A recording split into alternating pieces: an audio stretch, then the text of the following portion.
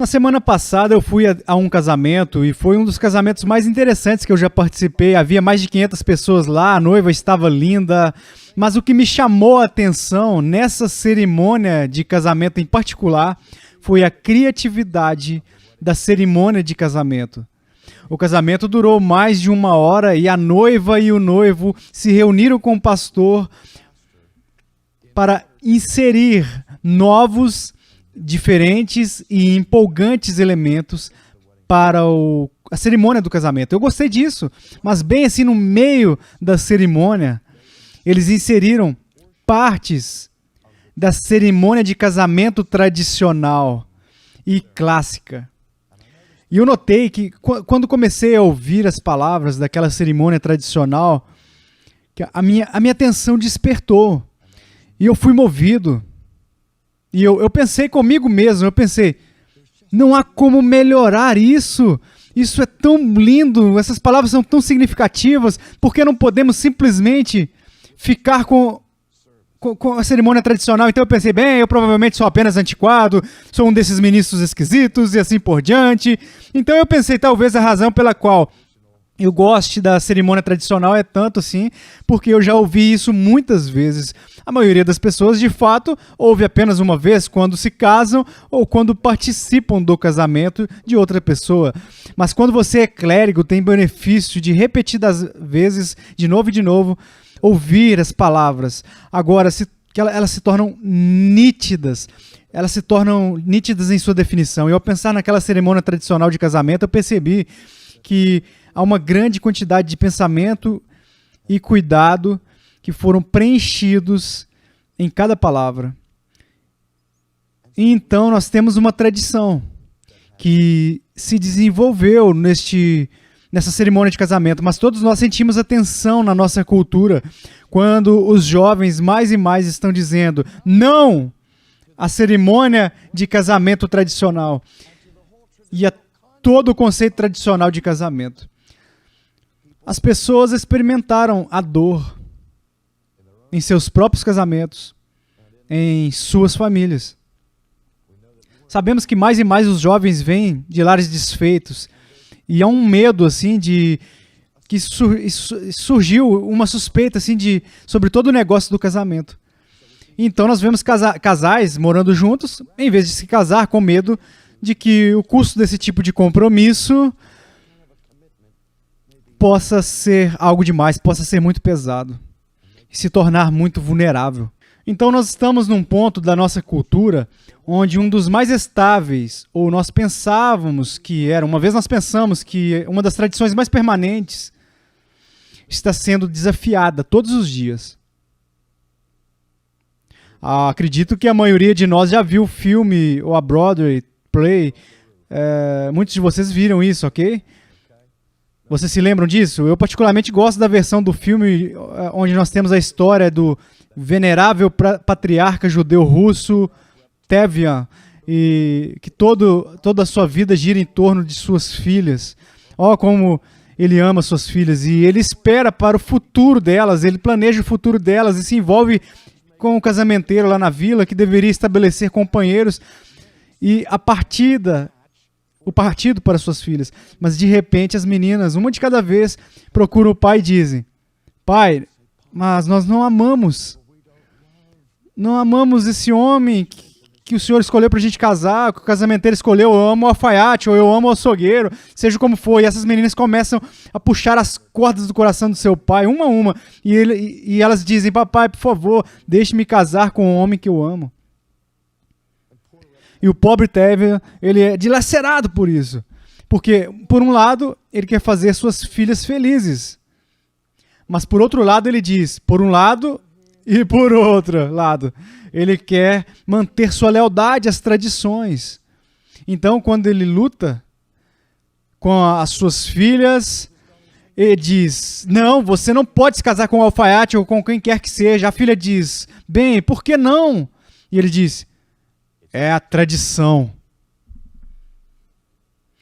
E isso deveria ter sido suficiente. Ele achou que isso era a explicação suficiente. É a tradição. Mas então elas fizeram a seguinte pergunta: mas papai, por que é essa tradição?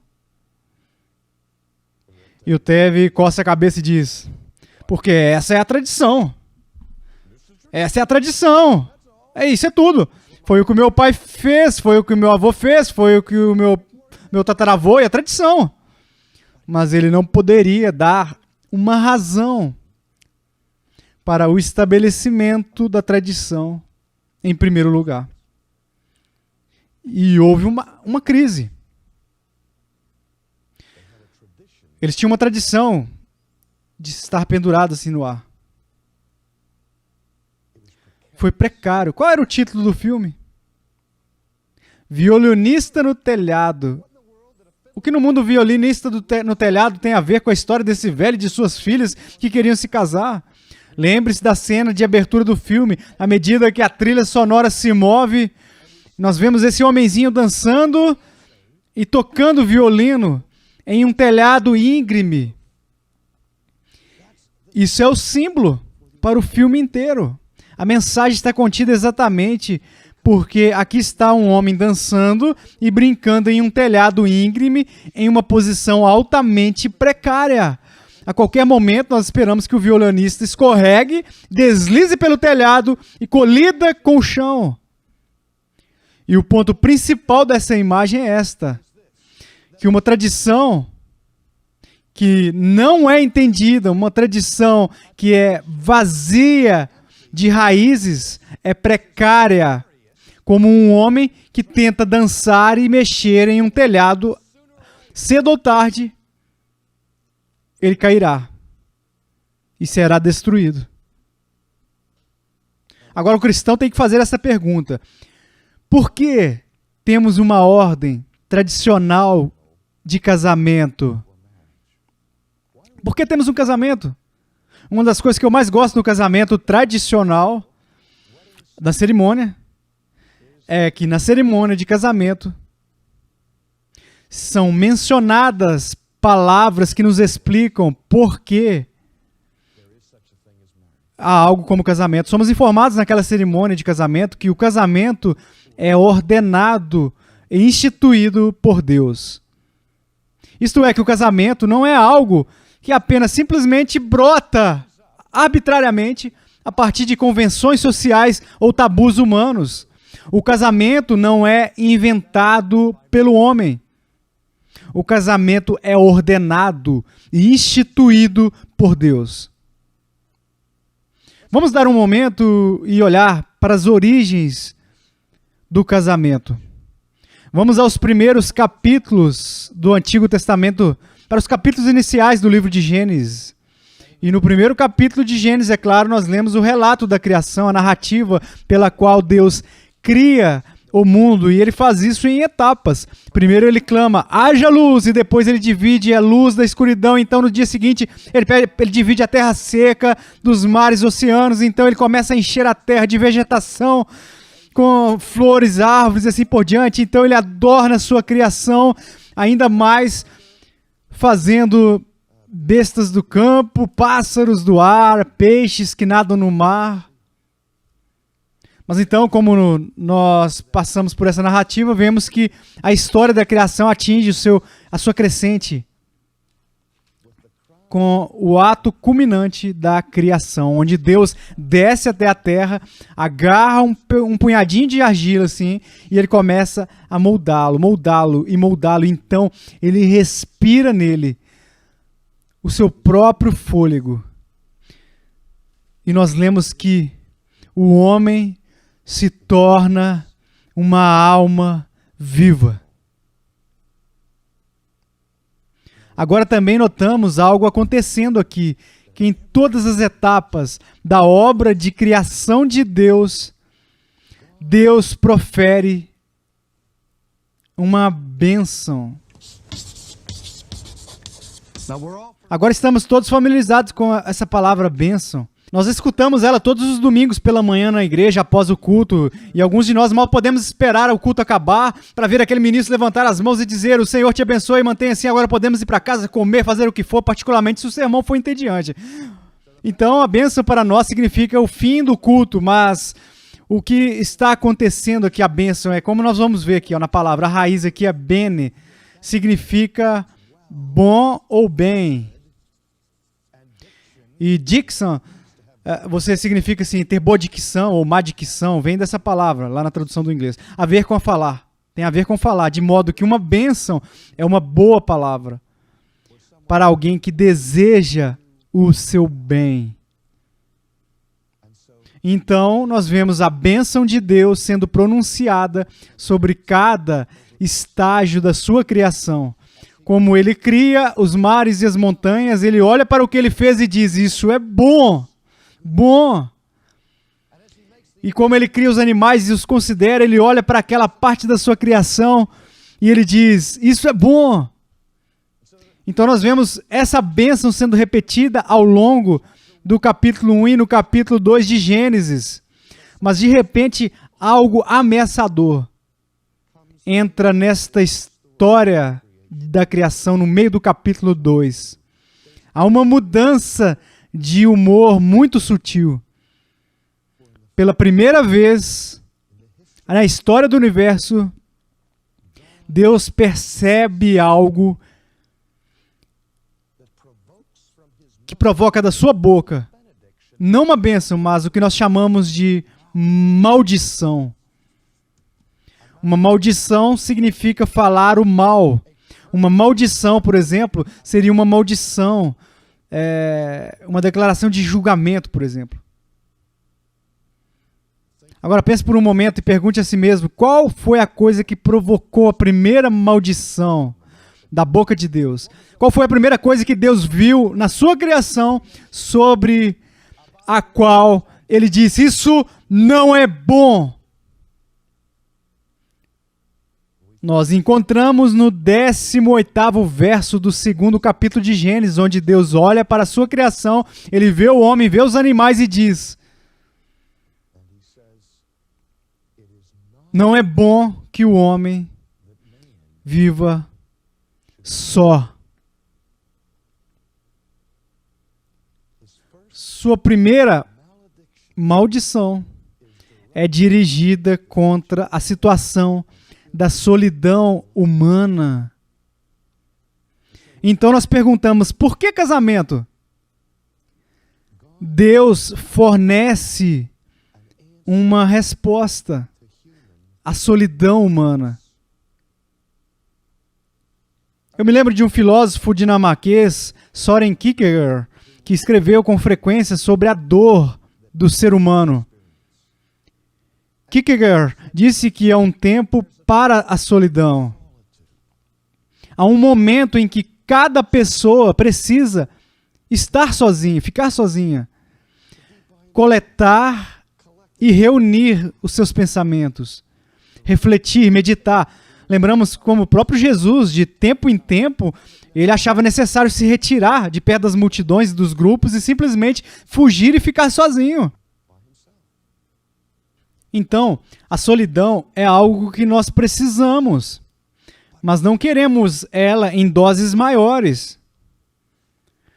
E ao mesmo tempo, pois precisamos daqueles momentos em que temos nosso próprio espaço e podemos ser nós mesmos e pensar.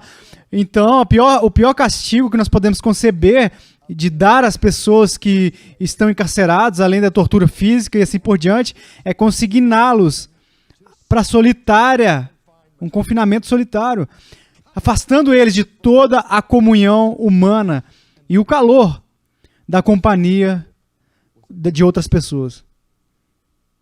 E eu acredito que também é verdade, como vemos na criação, que Deus cria o homem e a mulher como criaturas sexuais. Homem e mulher. Deus os criou para que houvesse uma certa atração entre o masculino e o feminino. Um certo complemento de cada humanidade individual encontrada em relação de intimidade entre duas pessoas. Um homem e uma mulher. E então, lá no jardim, Deus, como um ato especial da criação, cria a mulher. Ela não é uma reflexão tardia. Ela não é inferior em dignidade ao marido. De fato, há algo de especial na criação da mulher. Quando Deus vê que não é bom o homem estar só, Deus traz todo tipo de animal para desfilar diante de Adão, e Adão está procurando um companheiro para ajudá-lo. Adão está procurando um parceiro. E ele enxerga o canguru pulando e diz: não é isso que eu tinha em mente, certo? Então Deus traz esse belo e bem preparado pastor alemão. E Adão olhou para aquilo e disse: uau! Ele disse: esse é um animal magnífico. Eu posso ver como esse cara pode me trazer os chinelos de manhã. Numa noite fria eu posso me aconchegar a ele e um esquentar o outro. Eu vou chamar ele de cachorro, então tá bom. Eu posso ter mais um pouco também, assim, à noite. Vou ter 3 cachorros. Ele diz: mas ainda não é exatamente o que eu estou procurando. Então Deus traz aqueles pôneis que andam assim descendo pela rua, e Adão diz: agora isso é interessante, eu poderia andar nessa coisa e tal, para trabalhar, para puxar o arado, me levar para uma cidade, para outra. Isso seria tremendo. Uma economia grande de trabalho. Mas Deus, isso, eu não quero ser exigente, mas ainda não é o que eu tinha em mente. Então Deus disse: ok, você não gosta de nada aqui. Eu vou colocar você para dormir. E Deus o coloca para dormir, enquanto Adão está experimentando anestesia, ok? Ele tem o peito aberto e uma cirurgia torácica. E Deus tira do lado da sua costela, ele molda e cria uma mulher. Então Adão acorda e ele olha para este ato especial da criação. E não sei quais são suas palavras exatas, mas acho que elas foram algo assim. Ele a viu e disse: ele disse: uou, uou, man. E é daí que o nome veio. Isso é apócrifo. Eu estou fazendo isso aqui pessoalmente, brincando, mas eu acho ele estava fora de si quando viu a primeira mulher.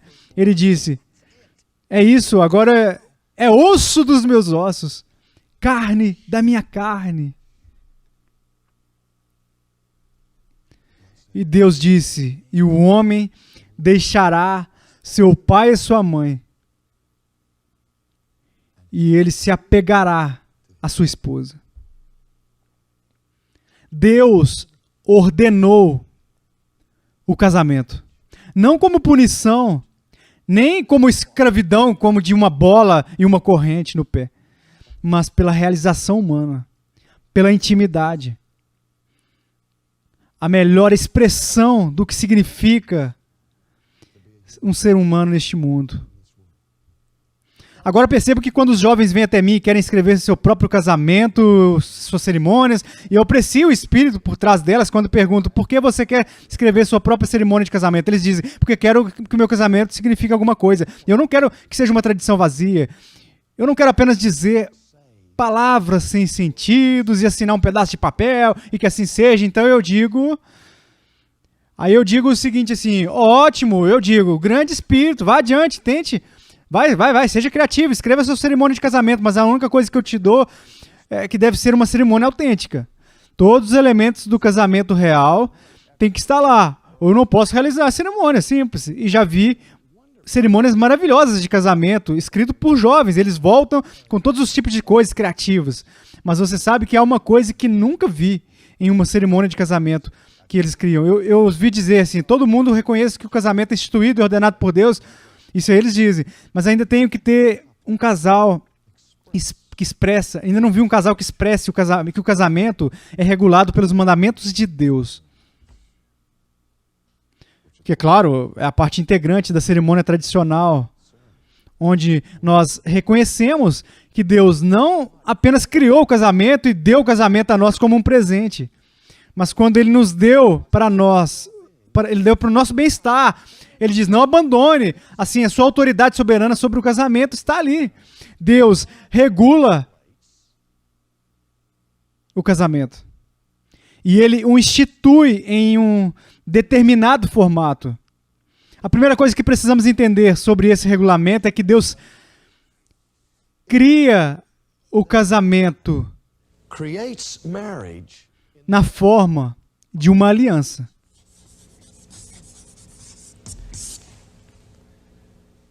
Agora, queridos amigos, toda a ideia de aliança está muito enraizada profundamente no cristianismo bíblico. Na verdade, nós até dividimos a Bíblia na Antiga Aliança e na Nova Aliança.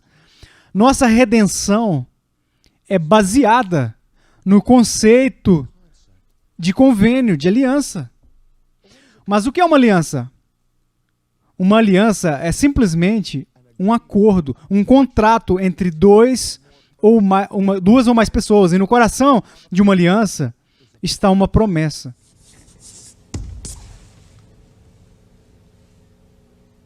Agora, em termos bíblicos, toda aliança tinha estipulações, tinha disposições, regras, se você preferir, que tinham que ser mantidas para o convênio se permanecer intacto. E há outra coisa que eu quero denotar em termos bíblicos de convênio. Na Bíblia, não havia aliança privada. Uma aliança foi algo que foi realizado na presença de testemunhas. Quantas vezes você já ouviu os jovens dizerem: por que tenho que passar por uma cerimônia de casamento? Eu digo algumas palavras assim num pedaço de papel, que diferença faz? Por que não posso simplesmente ter um acordo com minha namorada? Amigos, uma coisa é um homem sussurrar nos ouvidos de uma mulher no banco de trás de um automóvel onde ninguém ouve, onde ninguém vai chamá-lo para dar conta disso, o que ele prometeu.